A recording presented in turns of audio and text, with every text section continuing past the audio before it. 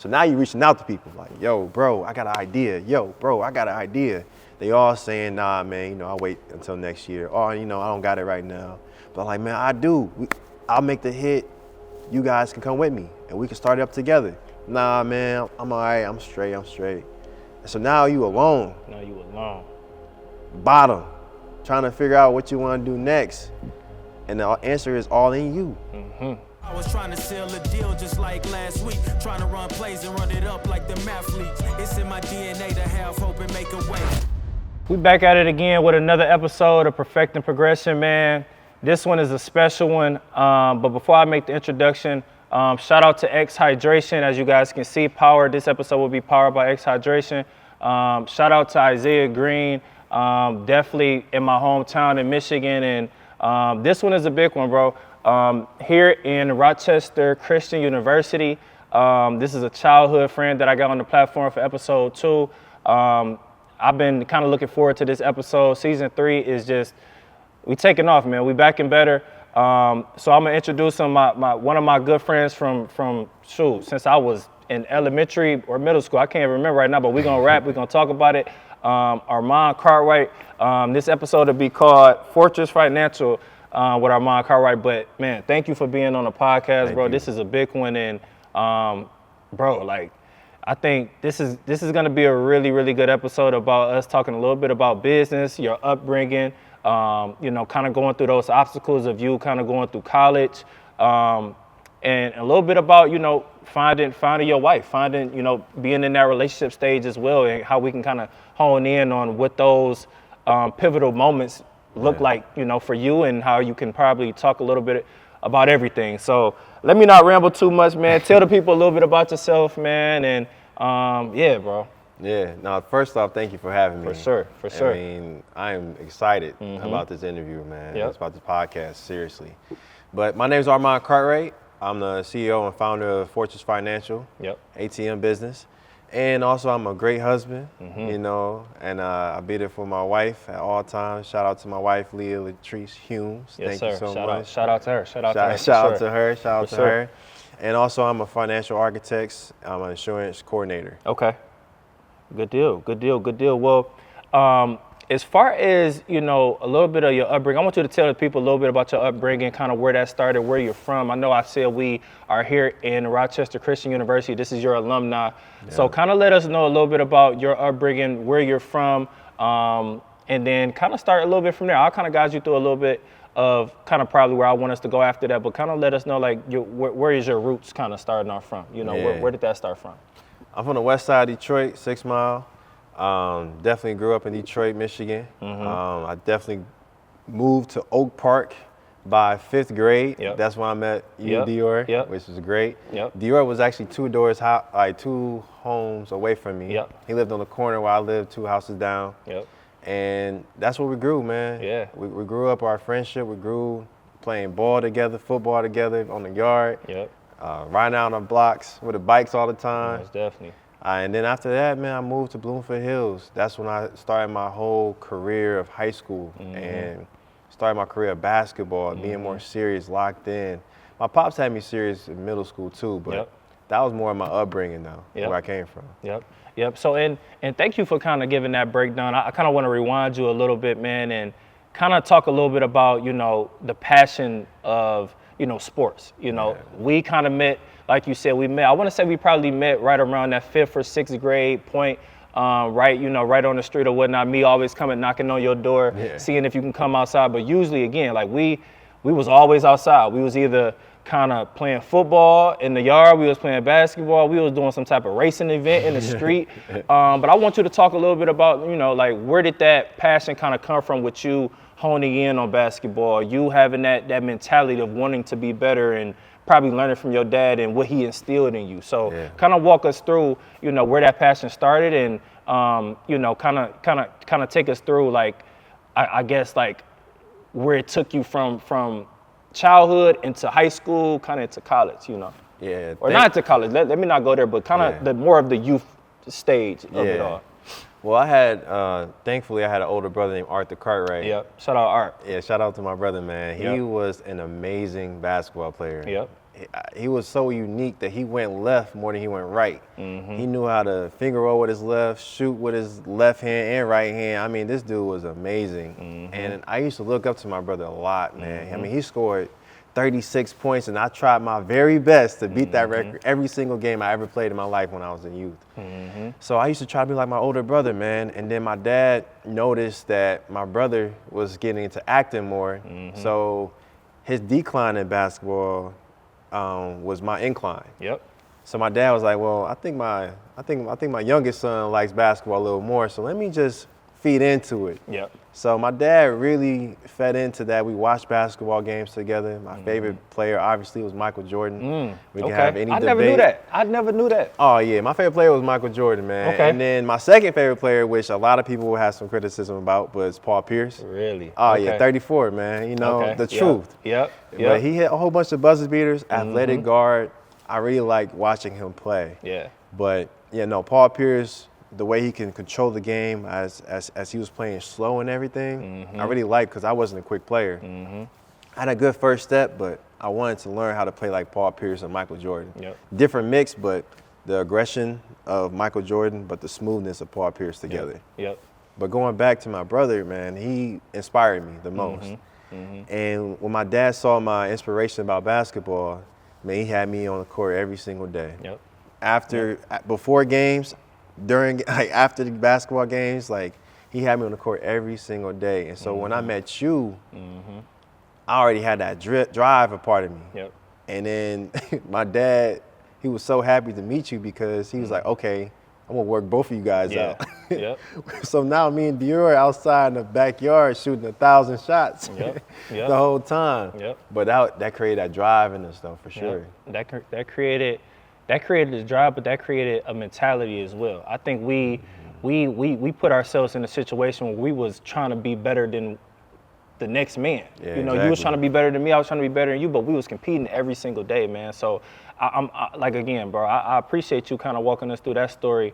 But I think, you know, as far as you know, learning a little bit about where that passion, where that mentality came from, kind of walk us through, because you come from a great family. Your brother Art, your sister Lexi, correct? Lexi, and then, you know, you come from, you know, your dad, your mom. I remember going over there all the time and just hanging out with you guys. But kind of walk us through, you know, the importance of, you know, why family is so important, you know, outside of sports, because of both, you know, me and you kind of come from that, again, that student athlete background. We drove each other in that space specifically, but I can just, you know, with me being around my family, I know how important family is, just to kind of have that drive around school, have that drive around sports, and then also knowing how important it is to just do a lot of things that, you know, that are being instilled to you, not from the outside world, but more so from who's grooming you, which is your mom, which is your dad, which is your sister, your brother, whoever it may be. So I want you to kind of hone in on why is family so important to you specifically? Yeah, I definitely love this question. And I think the main thing I want to hit on the first part, I had a father at home. I had a father at home, and my dad taught me so much about being a man and being a leader of the household.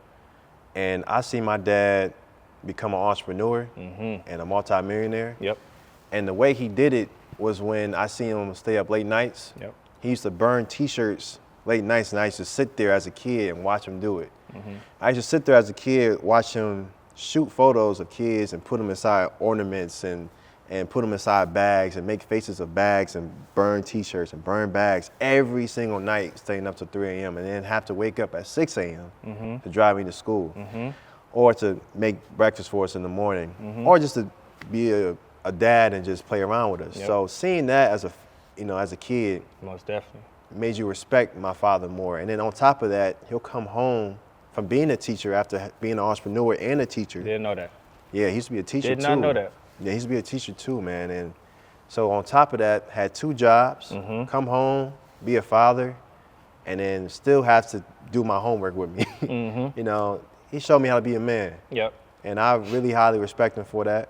And then also having a mother who is very passionate about her kids, who shows love and shows love through action. Most definitely. You know, she showed her words through action, man. She told me you got to go outside and practice. Finish your homework before you have fun. Do your chores first. And that really created, you know, organization in my mind. Most definitely.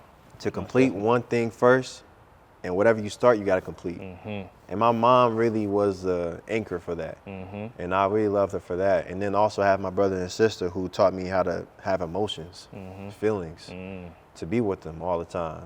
You know, don't be afraid to express myself to them, because sometimes with being a man, sometimes it's hard to show your emotions. Talk about it. You know what I mean? Talk about it. So I think that was the biggest thing that I learned about having a dynamic of family. You know, you have to be one accord, and each one shows you a piece of what you want to be and shows you how to find yourself. Most definitely. You dropping gems, brother. You dropping gems. I think, you know, with you breaking down, I think, you know, just from the family dynamic of you talking about your mom and you talking about your dad, I think it's really big about, I've been harping on this on my platform a lot, but the visual representation.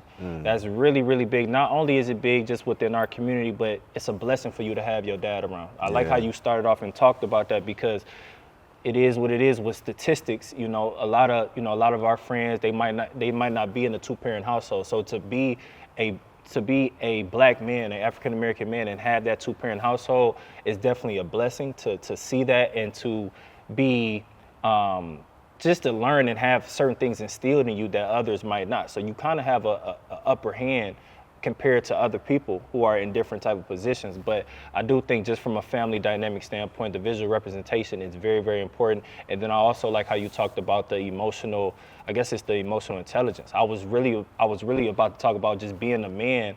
I think at that time, especially growing up and just kind of just forever, you know, men have always been in that space of like, we can't show our emotions as much as we would probably do compared to a woman. You know, so just to have that household and have your sister, have your brother kind of explain that and have that, you know, just have them talk about that and have them allow you to be in that space to feel comfortable like that. That's really, really important, because some people go their whole life not being able to feel just that, you know, so that's really important. I'm glad you talked about that. And so, yeah, man, just, I guess, you know, as we transition a little bit, we talked a little bit about the sports, the sports of it all, of you having a drive and a passion for basketball. So we are currently in, you know, the university that you graduated from. But before we get to Rochester Christian University, the high school that you went to was Bloomfield High School, correct? Yeah, Bloomfield. So kind of walk us through how your journey was in high school. You know, I guess specifically from, you know, you can talk a little bit about everything. I know you talked about your mom talking about, you know, making sure your homework is done before you do anything. So kind of walk us through how your journey was through high school as being a student athlete, and then we'll kind of transition into being in college as a student athlete, how both of those differed a little bit. But let's start in the high school, you know, area. Yeah, with high school, man, I think that was my first time playing AAU. And that's when I really was awake about, you know, AAU basketball, traveling, finding new people, probably putting in the work. Exactly, and putting in the work. I was not awake before that. I'll tell you that, because in middle school I was playing for small AAU teams that, you know, that doesn't travel, the state of Michigan. That probably went to Ohio the furthest. So going to high school and finding out the family and finding out, oh man, this team is serious. Like they don't even, like there is no out of bounds. Like you have to play through the whistle. You got to learn how to play ball, and these players are better than you. So where do you stand in this? So I had to develop my game in a different way. I had to find be my own identity within the family. And then once I've seen the family and I knew where I was supposed to be at, that helped me evolve into the player that I am today, or the player that I was in college. On and off the court. On and off the court, exactly, because it's character in all things. So once I found that out, it was easy for me to become a freshman and play varsity because of the family. And then once I played varsity, man, as a freshman, everything took off. I got hurt my sophomore year. I tore my 5th metatarsal on my left foot, so I couldn't play for the rest of the season that year. So that helped one of my teammates, Deontay Mayton, become a star, and he just took off from there. I remember when I got hurt, I told him, like, yo, it's your time. And when I tell you he just took off, he took off. He became an All-American player, went to University of Georgia, SEC Player of the Year, played at Miami Heat, Boston Celtics. Yeah, right now he's in Japan playing ball now, so he's an amazing player. Yeah, shout out to him. But yeah, man, going back to high school, playing at Bloomfield, we went to the state championship my senior year. Averaged 18 points per game. Okay. Also played with Khalil Gracie, who averaged 19 points a game, and then Yante averaged 20. So we had 3 dynamic scorers, man. But when we went to the state championship, we lost to Muskegon, man. That was your senior? That was my senior year, man. Okay. Yeah, that was my senior year. And we lost to Muskegon that year, which was a tough loss. But for a Bloomfield Hills team that never even went to the regional championship ever in their life, for us to make it that far, it was amazing. Most definitely. So one thing that I'm thinking about, because I just, over this past weekend, I was at one of my friends' family, one of their events. It was a gathering that they had over this past weekend, and we were talking about basketball and how the game is so far-fetched from like the actual fundamentals, and how, people, as soon as they cross half court, they shooting threes. Like, it's getting away from so much of the old school basketball. I was around a lot of old school guys that was just like, man, the game ain't the game no more. And I think we can, to a degree, say that about football too. But I wanted you to talk a little bit about the developmental stages compared to high school basketball and AAU. You touched on it a little bit. Like, I want you to talk to the audience about why it's pivotal, one, to kind of put in the work. Of course, whether you are getting ready for your high school season, but what does that extra, going that extra step of being around other guys who are better than you, maybe in that AAU realm, or traveling around other competition in other states to get that maximum exposure. Why is that important? And then, like, how did it help you become, an elite high school player, and then eventually, go to, a university to play as well? Like, why did that benefit you? It benefited me because you have to learn to get rid of your ego. That's the humongous thing about basketball. Get rid of your ego and become a role player. If you start with the basics and you start up close to anything, with anything in life, start up close, learn the basics, then take a step back, further back, and now you can shoot from half court. You know what I mean? So start with the basics, understand that it's okay to start back over, understand that it's okay to learn from someone else, and learn that if someone else does that move, don't just bring it out in the game. Practice it at home. You gotta practice it. If you just come out in the game, you're gonna sit your butt back on the bench. You don't wanna be on the bench, right? No one wants to be on the bench. No one wants to be on the bench clapping for their teammates. No one wants to, support one another, but that's how you get playing time. If you want playing time, start with the basics. Learn how to play defense. Learn your niche. If your niche is defense, then learn it. How can you keep the ball on one side of the floor? How can you move the ball and cut to the opposite side?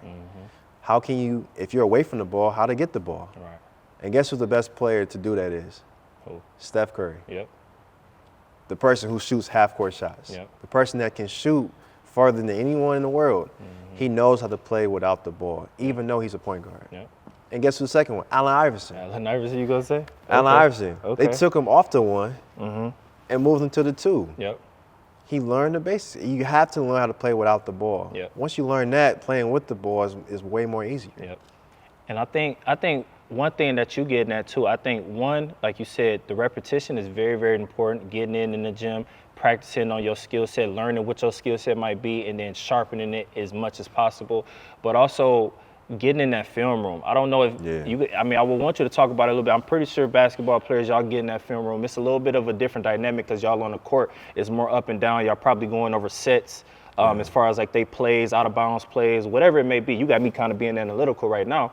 But as far as like when you get in that film room and you study your opponent, I feel like that's another next level step to your game as well. Because now, like you said, I think more so when you get around because you want to be around other people who are better than you because it's going to up your game. But I do think when you get around other people who are better than you, well, you obviously can't be doing what you think you're good at. Like, consistently. You have to do things a little bit differently to let them know, like, how does he know this? How is he one step ahead of the game? How is he so advanced like this? Because you, like you said, you have to hone in on your skills. You have to get in the film room and try to think outside the box to be in that developmental stage, to be more of that sharp player, I guess is what I would say. Yeah. 100%. And to dive more deep into it, because I didn't know about film until college.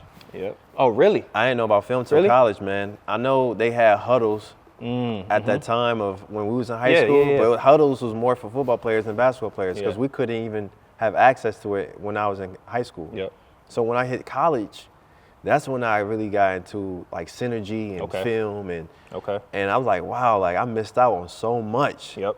Because a lot of times when you pass the ball, people's heads turn. Yep. And that's when you could cut back door and things like that. Yep. So I really didn't know about the flaws that the defense had until college, which is a big mistake on my part because we should have had a family member there recording the games or something like that. Definitely. Or we should have been recording games for Bloomfield or something. But I didn't know about it until I hit college, man. I think that was a big miss on my part when I was in high school.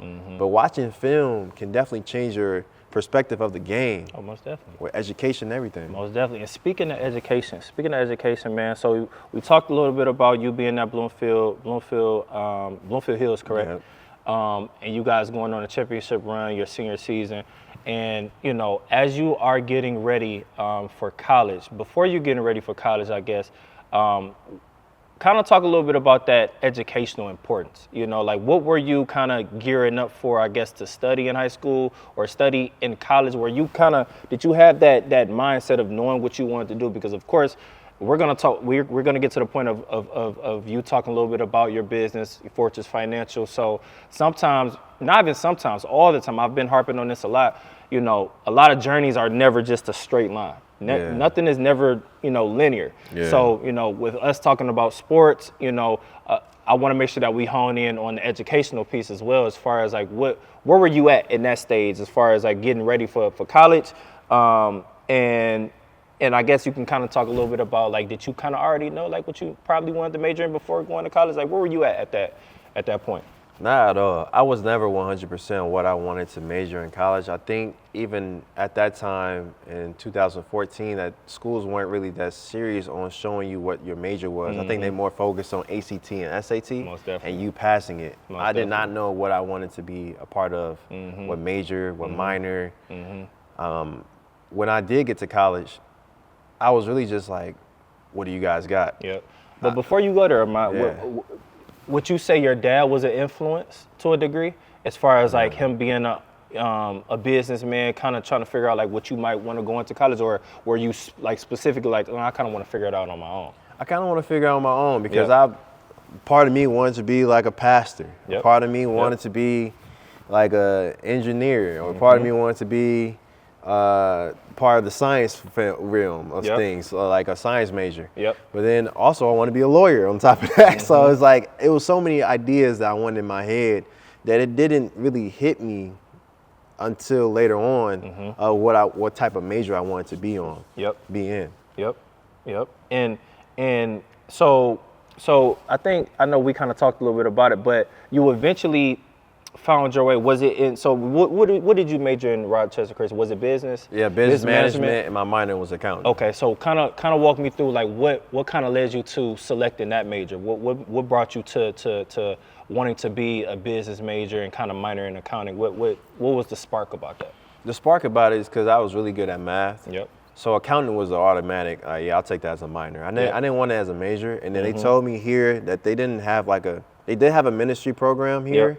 But you couldn't play basketball while being part of the ministry program. So there's a lot of things that got X'd out because of basketball and sports, which a lot of people, you try to balance out both, but it's really hard. Like even if you try to do nursing or be a part of a doctorate program, it's really hard to balance both because you got to stay up till 2 a.m., 3 a.m., things like that to study, and it's hard to balance out the two things. And that's where I want to take it to next. So with us talking a little bit about, you kind of locking in and figuring out what you wanted your major and minor to be in, like as you go into college, so we talk a little bit about the balancing of a student athlete being in high school. So as you're kind of going into college and you're learning these certain things about what's going to be more, suited for you for in college. What are some of the things that are going to be kind of eliminated because of being a athlete? But now as a student, kind of walk me through what was that mindset shift like? I'm gonna call this more so in phase. More so in phase of being, being in that realm of your mind is definitely shifting to another realm of school, which is this university. So kind of walk us through as a student athlete. I guess as a student athlete, like what was one of the biggest things that kind of caught you off guard jumping from high school to college, and then also kind of walk us through the red shirt experience as well. Yeah, no, definitely. I definitely was a red shirt my freshman year. A lot of people will disagree upon that. Go ahead. Go ahead, my bad. No, you're good. I like my red shirt year a lot because it gives you the perspective of just sitting back and watching the game speed. See, yep. A lot of kids say no to red shirting, and I really argue with them or disagree with them about that because I feel like you need to see the game speed, practice with the team, know the plays before they know it, so the following year you can come in and know everything that the other freshmen or other players don't know. You'll be a step ahead of the game. And also scout report, they will not know that you're coming that year. So it's a way better process for that for sure. And then understanding the balance of school, practice, you get the feel for it besides playing the games. And also, my personal favorite, you get free food. So now, game days, you eating the free food during your red shirt year, and then you don't have to play in the game. So it was like a way better process, I think, for your field to balance out school, your practice, your own individual practice so you can get better. And then going to classes and then coming back here.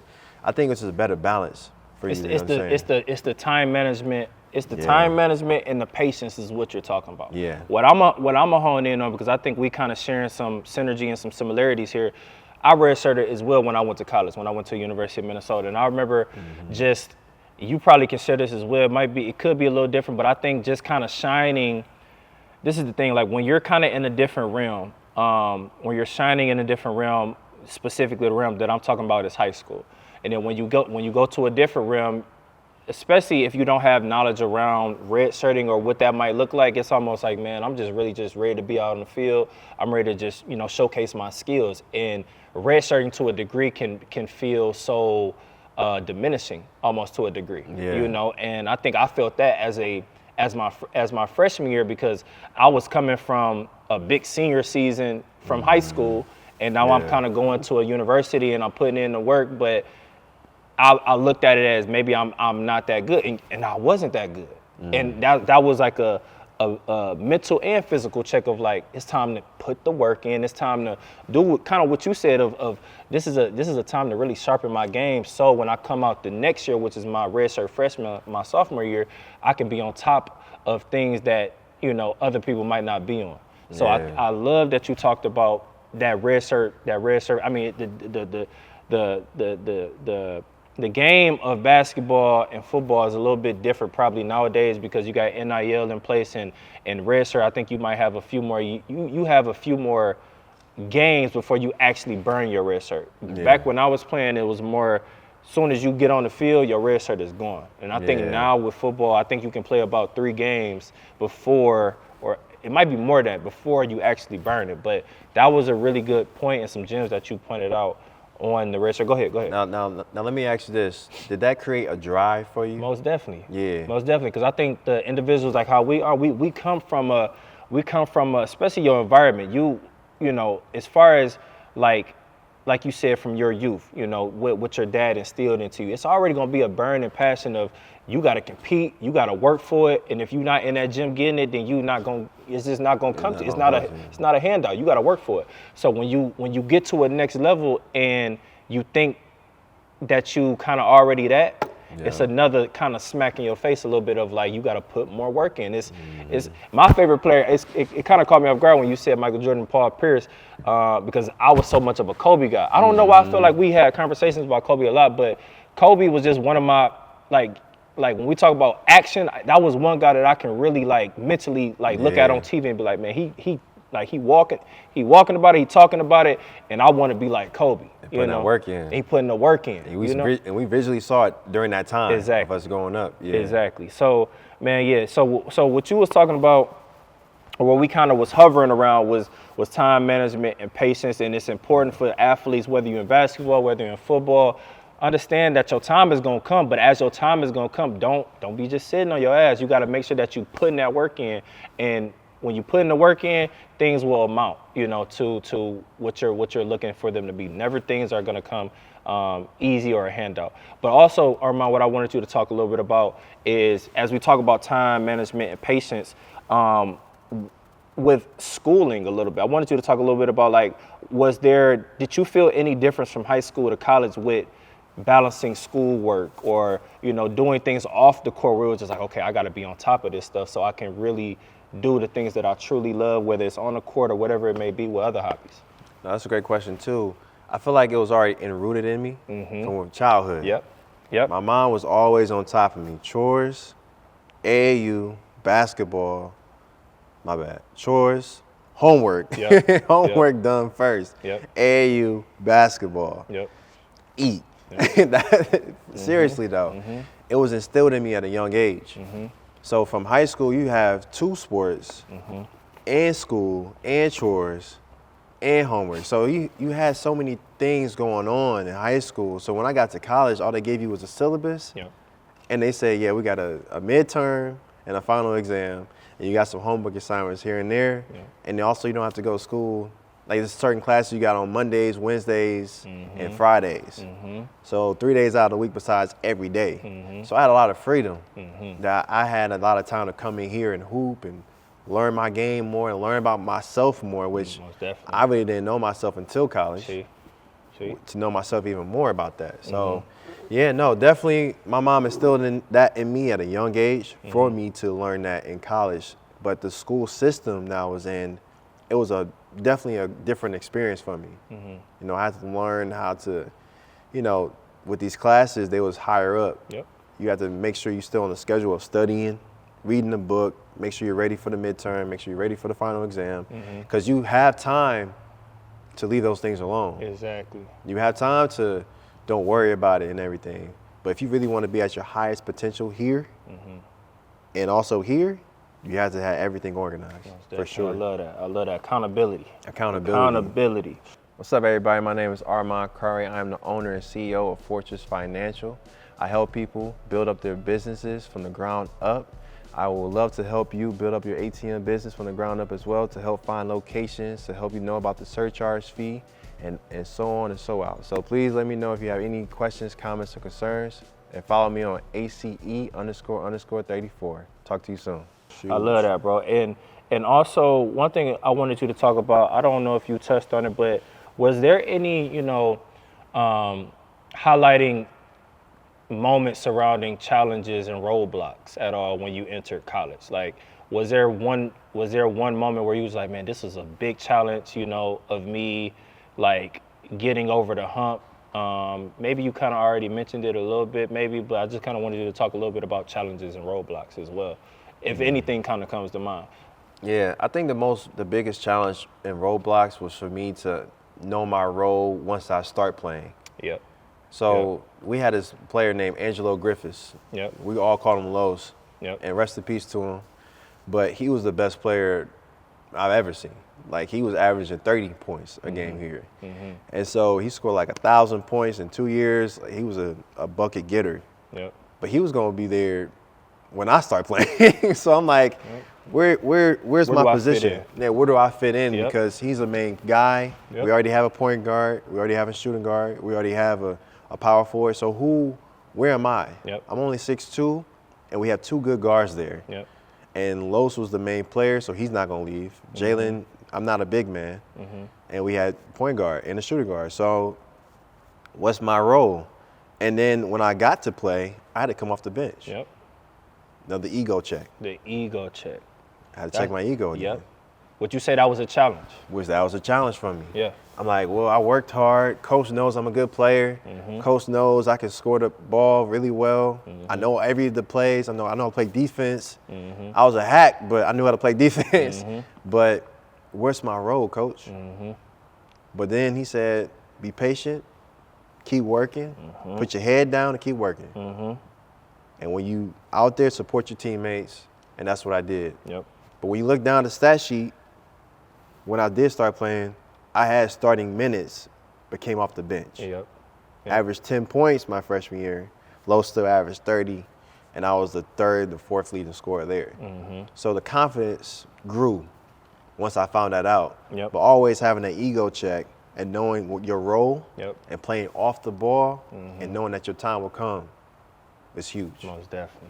Most definitely. I love that you walked us through that and talked about that. And as you were kind of, going through these, roadblocks and going through some of these challenges on the court, as you were kind of, entering your way to the senior season, what did that career focus look like? I know you said that you honed in on majoring in business management and minoring in accounting, but by that time, in your senior season, did you have a feel of maybe what you wanted to do for your career passion, or kind of walk us through how that looked as well? Yeah, definitely. I averaged 21 points per game, and I scored 2,000 points career high, like my career season. I want you to talk about, too, if just playing professional was a dream, and then exactly. Go ahead. Yep. So with those stats that I was averaging, 21 points per game and 2,000 career points, I was ready to go overseas. It's that time. I wanted to go overseas. I felt like my video film was good. I had the career. I had all the accolades. I was All-American. I was the top 10 Michigan best scorer guards. Talk about it. So I was there. And when I started reaching out, COVID hit. What am I supposed to do? Where am I supposed to do? Like, where am I going? I'm reaching out to all these teams. Talk about it. They're all saying that the season's canceled. And your dreams are shattered. And now I'm over the summer working out, still staying in shape. Ego check. I'm going downhill, I'm declining. But you have to still stay in the gym. All right, what am I supposed to do? So then that's when I got a job. Went to United Wholesale Mortgage. I worked there for 2 years. And I started trying to find out, who am I again? Without basketball, without this sport that I put so much time and effort in, my whole life in. Who am I? Do I really want to work corporate? Do I really want to just give up hoops like that, give up ball? It hurt me. Most definitely. It hurt me bad, man. Most definitely. So I had to sit down and study myself, acknowledge myself, self-accountability, Most definitely. self-ego check. And as I sat down, I was like, what do I want to do? And it was be an entrepreneur. And so I sat down, and I went to a gas station, man. And this is me transitioning into me finding myself. Went to a gas station, and I asked this cashier, like, yo, the ATM's not working. Like, what's going on?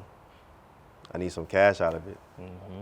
The cashier guy came across the counter, opened up the ATM right in front of me. I said, what are you doing? Like, this is crazy. I thought these were owned by Brinks Trucks, banks, Bank of America, Chase. I thought ATMs were owned by, like, those companies.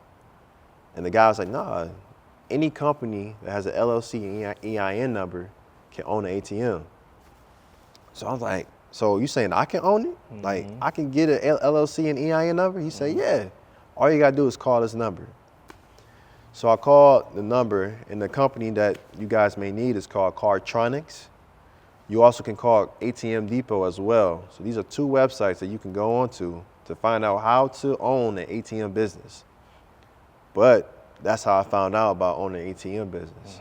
And that's when I created the Fortress Financial Corporation. Most definitely. One thing I want to harp on, because, with me talking to Armand, talking to Isaiah, we had a really, really good talk, off camera, but just this platform, we want to make sure that we're highlighting all walks of life, but the redefining of yourself. Yeah. Growing up, just having a true passion about something that you truly invested in and that you loved, it made you who you were in elementary, middle school, high school, but you still were balancing the what was required, which was being a student.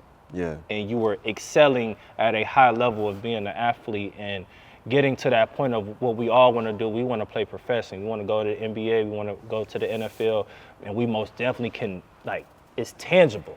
Yeah, like tangible. we feel it, and where me and Armand kind of have similarities here is kind of that COVID year. That COVID year, it messed up a lot of businesses. It messed up a lot of things for a lot of people. During that year, we didn't know how long that was gonna last. So I think with you just being one, I do honor your journey. I do applaud you, but also it takes what do I want to say? It takes a lot of charisma. It takes a lot of I'm losing my words here, but it takes a lot in you to really sit down with yourself and to really look yourself in the mirror and to really be a progressive thinker and to really go all in on yourself, which we will eventually talk about as well. But essentially, you have that much confidence, not only in yourself, but it's also kind of the environment that you've been around. Your mom, your dad, your brother, seeing different things that they do, like the things that you guys created around your household. So of course, it's gonna hurt. Certain things is gonna hurt, especially with having that passion behind basketball, football, whatever sport you guys might be playing out there. But to understand that there's other ways to redefine yourself. You might not have that. That's one thing that I always talk about to Armand. That feeling that you get when you in here and you playing in front of these people. Yeah. And you getting buckets. Right. And you winning the championship or people screaming your number. That's a certain high that's almost like that's a one-on-one type feeling. Yeah. So now when we get done with sports, now it's like we searching for that through our career passion. But what I'm getting at is it can be there, but you got to get in the gym. Not literally in the gym, but you got to put in the work. You got to do some type of reading. You got to figure out what is your ladder to getting to that next level. And I literally just watched a video of one of Sodom. I can't remember what podcast it was from, but pretty much he was saying if you focused on so many people are focused on getting to that top level, but they not focused on getting to the next level. People are focused to getting to the top of the mountain, but you just got to focus on getting to that next step. Yeah. Every day, next step. Next thing you know, you looking back, you like, I damn near made it to the top of the mountain. Yeah. I wasn't trying to make no big steps. I was just trying to take one day at a time, and I was trying to make sure that I was building my community, building intentional relationships with people that are like-minded, finding mentors maybe, and So yeah, man, let me not ramble too much. I actually want to stay on that, bro, because what if, so for me, as a story, you climb to the top. Yep. You got the opportunity to play overseas. Yep. COVID hit. Yep. You fall down. Yep. You fall deep down. You got to start back. You have to start back over. Yep. What mentality should a man or a female out there have with starting back over? Like you said, next step. But what are those steps? Yep. Like you said, like for me personally, that step for me was a book called Think and Grow Rich. Talk about it. Think and Grow Rich was the thing that changed my life. Actually, there's another book too called Rich Dad Poor Dad. Rich Dad Poor Dad was the two books that changed my life, man, during that time where I was trying to figure out what my next step was to get to that next step. And what I was interested in, because I can't read every book. I can't not read books that I'm not interested in. Okay. So it has to be like an entrepreneur book, and I'm like, I really like entrepreneur books. So let me just find out. My dad told me read Think and Grow Rich. I'm like, all right, let me just lock in on this real quick. I read Think and Grow Rich. I'm like, awesome. And he said, read Rich Dad Poor Dad. Rich Dad Poor Dad. I was like, okay, I got to do something. I got to start something. And I reached out to a whole bunch of friends. They all said no. So now you're reaching out to people like, yo, bro, I got an idea. Yo, bro, I got an idea. They all saying, nah, man, I'll wait until next year. Or, I don't got it right now. But like, man, I do. I'll make the hit. You guys can come with me and we can start it up together. Nah, man, I'm all right. I'm straight. And so now you alone. Bottom, trying to figure out what you want to do next. And the answer is all in you. The answer is you, brother. And if it's you, you got to take that next step. you got to take that next step, man. You have to walk by faith, not by sight. Most definitely. You know what I mean? Most definitely. You just dropped the gem, and I think, I think it's the betting on yourself, it's the going all in, and it's having that vision, because like how I kind of talked to you about, with me starting the podcast, I wanted to do it with a partner. Yeah.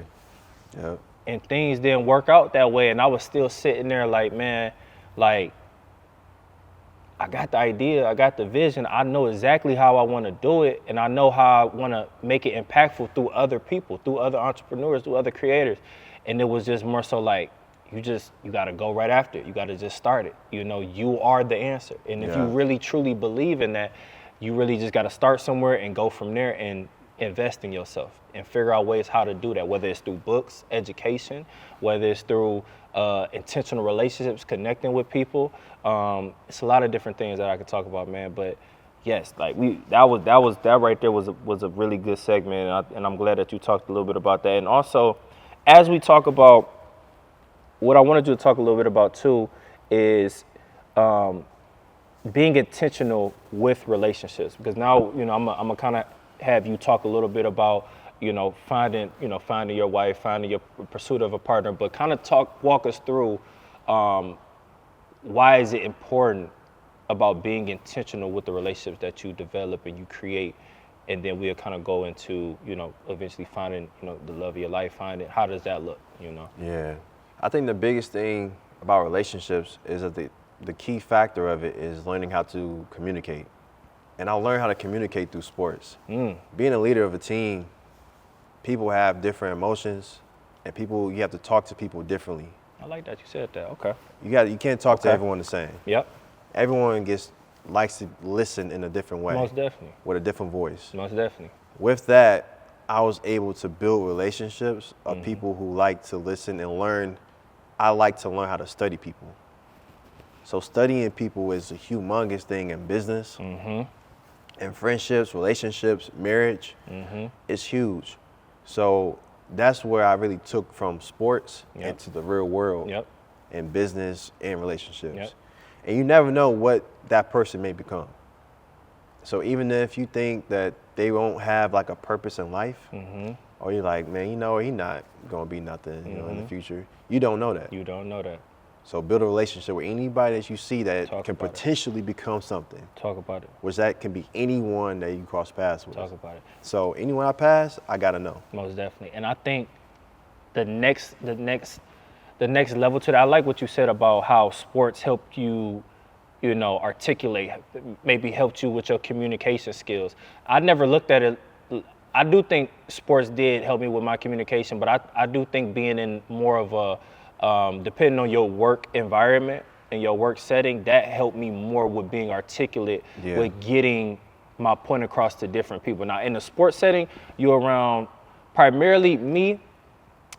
You could probably say this for basketball too, but I was around white Americans and I was around Black Americans. So that was the two ethnicities specifically of one, learning how to talk to my white teammates, but also I know how to talk to, people who look like me as well. But when I kind of got done with football, now I'm around different ethnicities. I'm around a lot of different people. So now I need to know how to effectively communicate, not just from I'm just around my homeboys or doing things of that nature. I'm really in a space where people are really wanting me to articulate my words. People really want me to, use the correct words and not any slang or anything like that. So I do like that you said that. And also too, I think you talked a little bit about, damn, I think I lost it. But meeting new people. Talked about the people. What did you say about the people? I said you never know what they may become. You never know. Yes, that part. Thank you, Armand. What I was gonna say is that the authenticity and the genuineness that comes from that. Yes, because I'm a natural networker. I love building relationships. I love that so much. But I kind of harp on, when you are doing these things, don't come off as it being transactional. Like, if you really want to get to know me, just seek to understand that person. Just like how you said, like some people, you should never be judgmental towards anybody because you never know what they might amount to be. But I'm never looking at you as a like trying to benefit off you. I'm just looking at you as I'm trying to just be authentically me. I want you to be authentically you, so we can be in this space together. Right. You know, so I'm glad you brought me back there. That's that's the next step to relationship building. You know, so I didn't know if you wanted to harp on that, but I'm glad that you brought me back to that. That's what I was trying to say. Yeah, we actually had a meeting with my company, Financial Architects. Yep. I actually had a meeting with Christy McDonald, man. She talks about body language and communication and listening, bro. And she really harped on that 55% of communication is nonverbal. Yep. 28% of it is off tone. So it's not even like you're speaking yet, it's your tone of voice. Most definitely. And your body language can define if you're interested in something or you're not. So you see how you leaning forward and I'm leaning forward? Yep. That means you're interested. You're listening to someone. If Most they're facing you, that means we're showing energy towards each other. Talk about it. But if I move away from you and showing you like this, Sluggish or like this, or my hands are close in and things like that, that means I'm nervous or I'm more closed in, like I don't want to feel like talking. Yep. Or she even brought up, Christy McDonald even brought up, like, let's say you ask, Armand, you going out tonight? I'm like, yeah. I'm not coming out. Or like you didn't elaborate, is that what you're getting at? Was it just I'm not coming out. It's me doing my shrugs, my shoulders. It's like, yeah, I'm coming out. No, you're not coming out. You about to go home with your wife and just chill. Exactly. So you're not coming out. Exactly. But body language is so important, and even your tone of voice. But naturally in sports, sometimes when you say, all right, we need to stop, some guys are listening. But some guys are like, you got to talk to them. Hey, man, you ready? Come on, we need you for this play. Most definitely.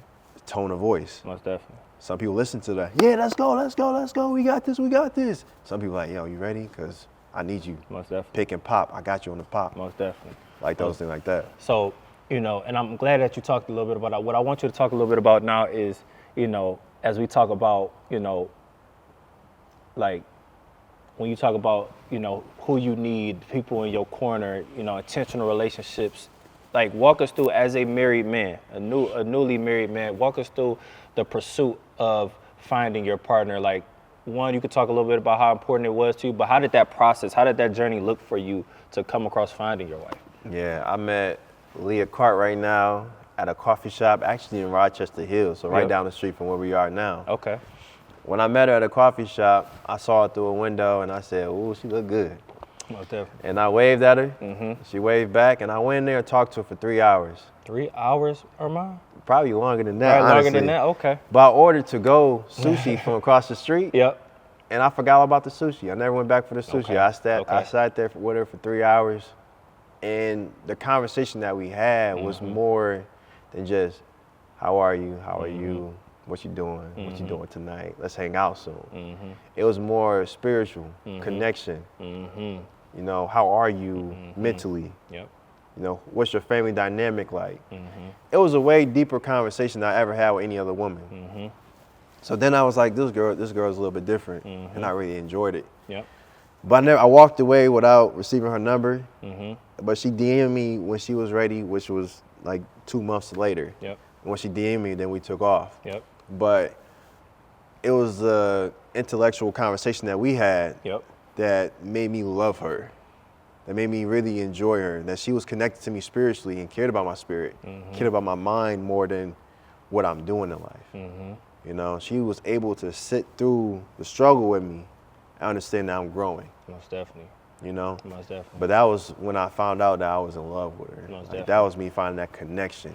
Most definitely. And I think, you know, what do I want to touch on? I think just it's the connection piece that you talked about, the energy. It's I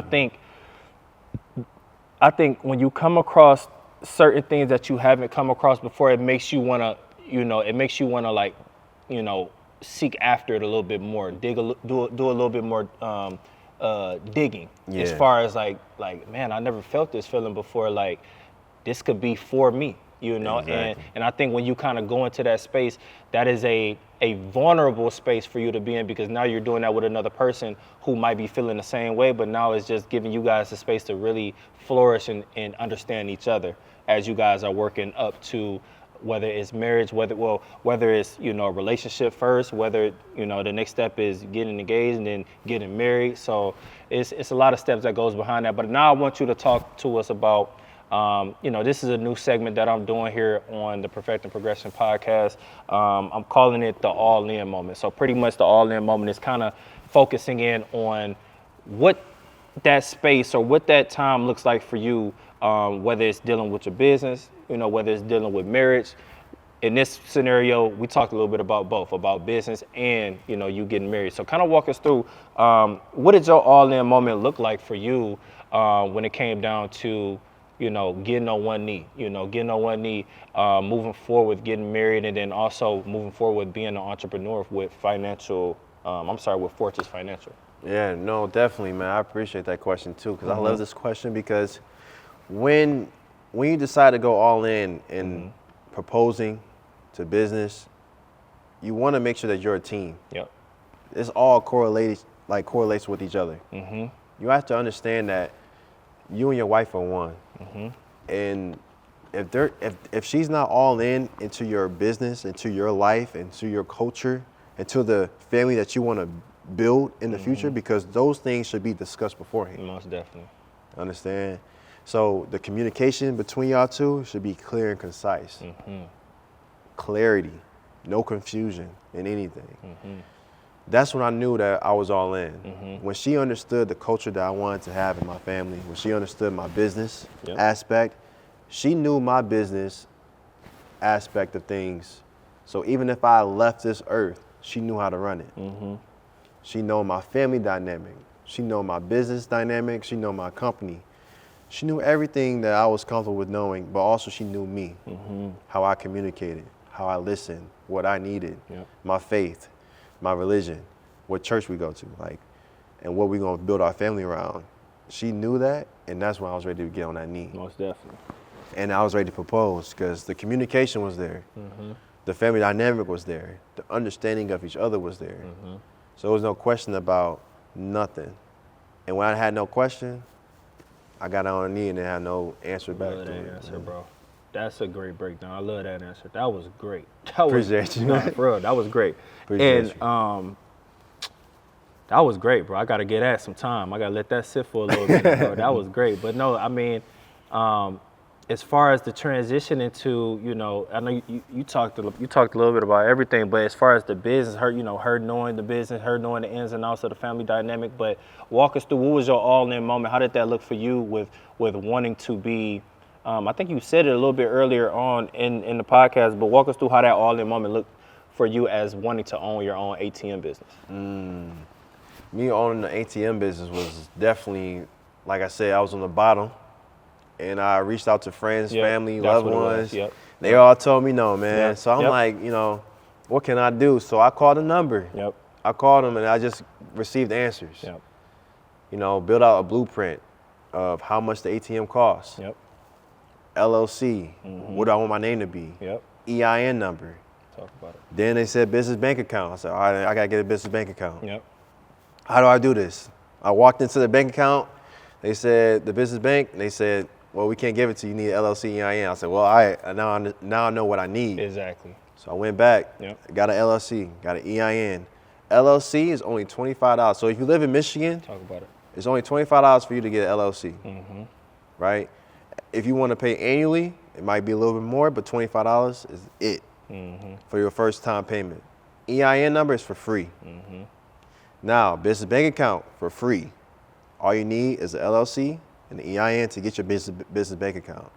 Now, from Cardtronics and ATM Depot, they will not give you an ATM unless you have a business bank account, right?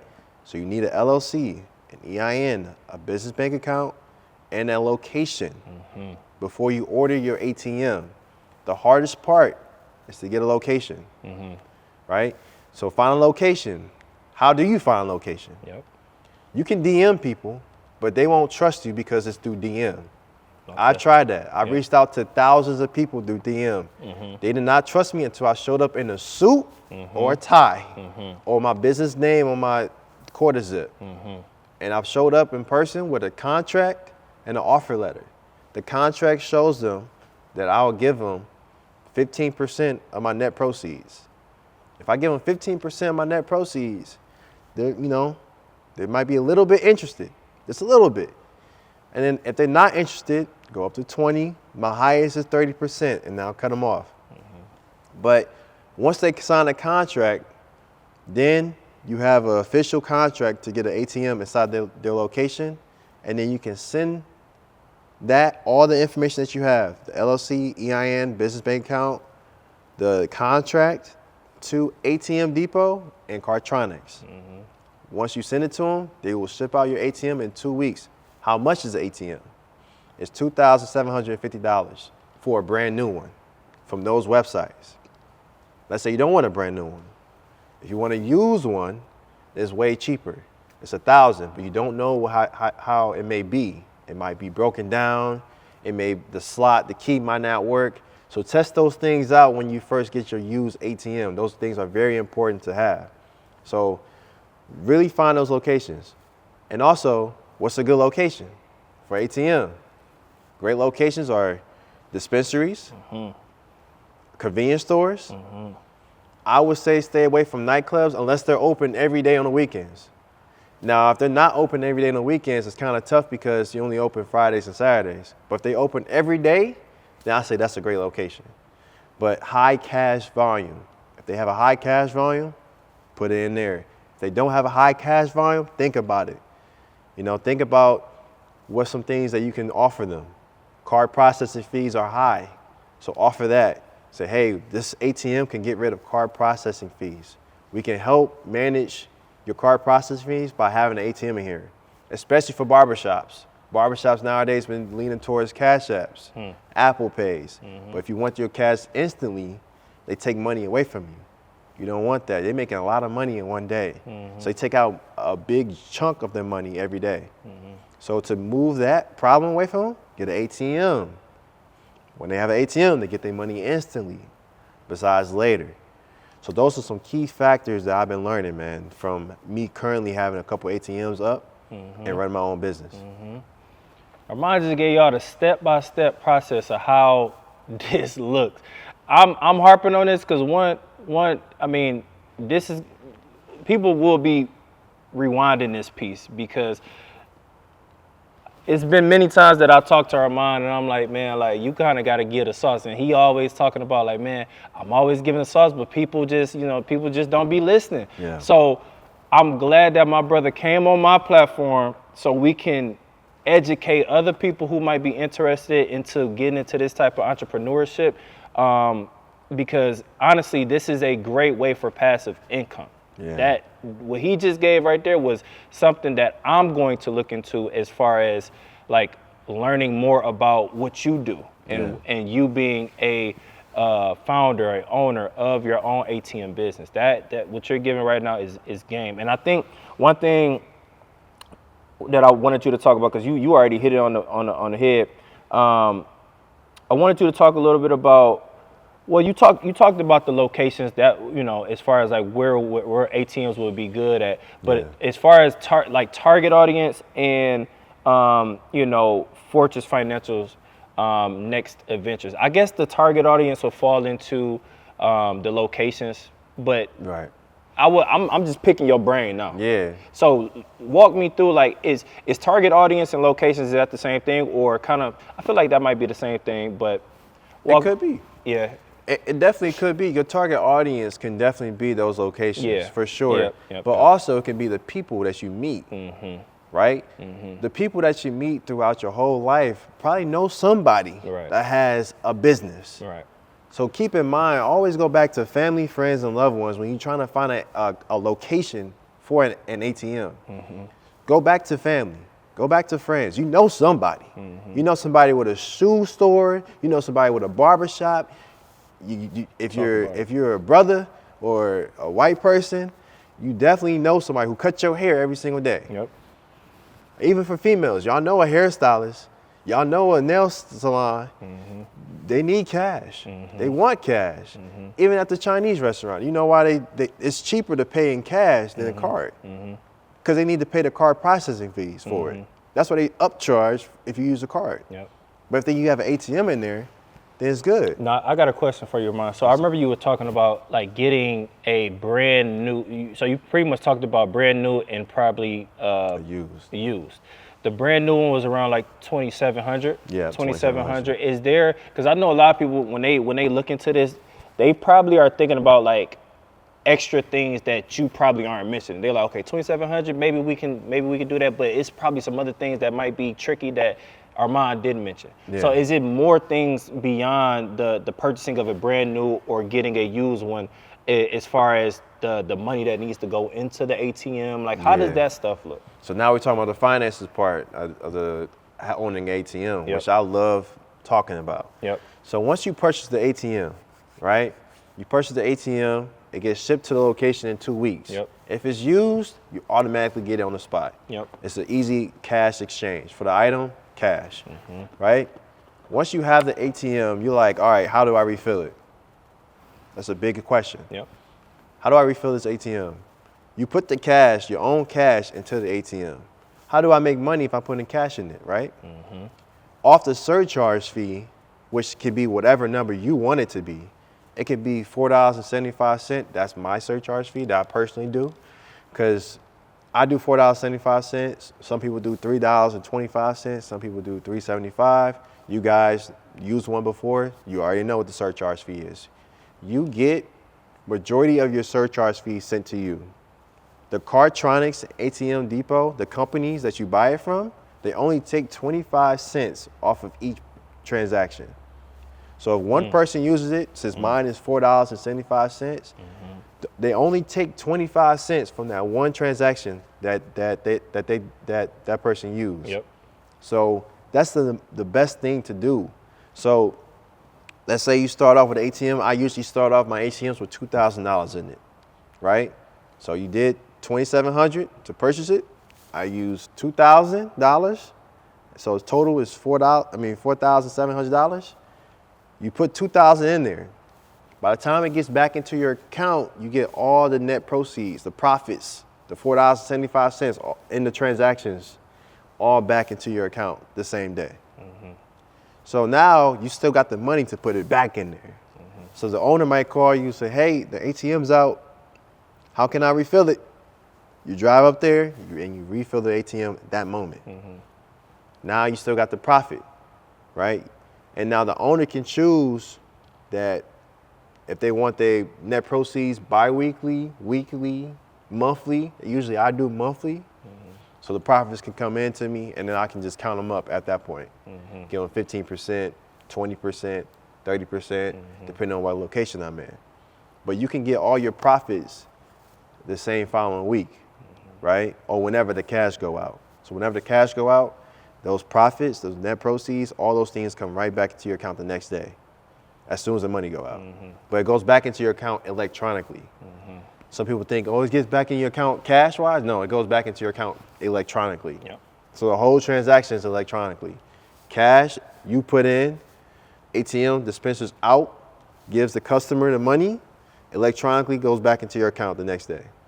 So let's say you put $2,000 in there, right? And only $1,000 gone. That $1,000 go right back to your account the next day, but that $1,000 that's in cash is still in the ATM. So you still got the profits too coming in too as well, but it's all inside your card, whatever business bank account you have. So that's how the finances work. I like that. That was very detailed, but that was very much so needed. One thing I'm gonna transition to. I want you to tell people as we kind of wrap up everything, where people can find you. Yeah. As far as on the social handles. I know probably people who are really, really interested in this. Yes, they're gonna wanna watch the full YouTube video, but they might wanna get in contact with you, or they might wanna hop on a call and do a consultation and ask you more deeper questions than what I provided on this video. So let the people know where they can find you. And also with you and your wife, I know you and your wife have a handle, I believe on TikTok, but yeah, let people know, man, I want you to utilize this platform and maximize this platform as much as possible. People definitely are gonna wanna find you. We'll definitely list all of that, but I want you to kind of shout out yourself. You know? All right, for sure, man. I appreciate this time, man. So my handle for Instagram is ACE__34.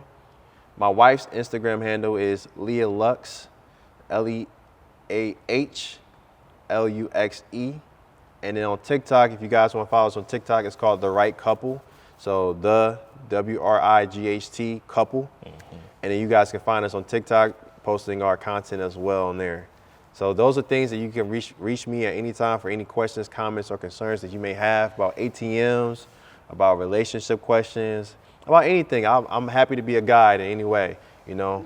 So if you have any questions, comments, or concerns, please let me know. Most definitely, my brother. I appreciate you for being on the platform, man. This is definitely a powerful one, man. This is a very much so needed conversation, you know. And I think, man, like, it just means a lot for you to kind of come on the platform as a childhood friend and have this conversation with me, just to kind of look back, see where we kind of grew up from, see how our upbringing was, and then see us kind of still kind of going and going in a capacity of trying to be the best versions of ourselves, whether it's through relationships, whether it's through business, whether it's through friendship, whatever that might be. So I definitely appreciate you being on the platform, bro. No doubt, definitely appreciate you. And then also shout out X Hydration, man, for you know, powering this episode, letting this platform sponsor the drink beverages. If you guys haven't checked out the first episode, please do check out the first episode with Brian Boyke Ansa. He is the founder and CEO of X Hydration. And then also shout out to Isaiah Green, as he has powered the platform with his visuals and things of that nature. Definitely shout out to Isaiah. He did his big one on this one. And shout out to Rochester Christian University for allowing us to be in this space as well. So you guys definitely can, you know, be sure to be on the lookout for this episode. This one is going to be a big one. And I don't know if you have anything else you might want to say. If you do, go right ahead. But that'll be it for the episode, man. No, I definitely appreciate being here, man. Thank you, Dior. Thank you to everyone that helped, man. I mean, this is an amazing podcast that you have built, man. I'm so proud of you for the man you are and the man that you're going to become even more of. I just can't wait to see the journey, man. So thank you for having me on your podcast. For sure, man. Appreciate you for being on, man. You guys be on the lookout for the next upcoming episode, man. And we signing out, man. Like last week, trying to run plays and run it up like the mathletes. It's in my DNA to have hope and make a way. Good energy will hit that MJ fade away. Miss me with the hate and now, bruh, not today. Stayed in my lane, did complain. This is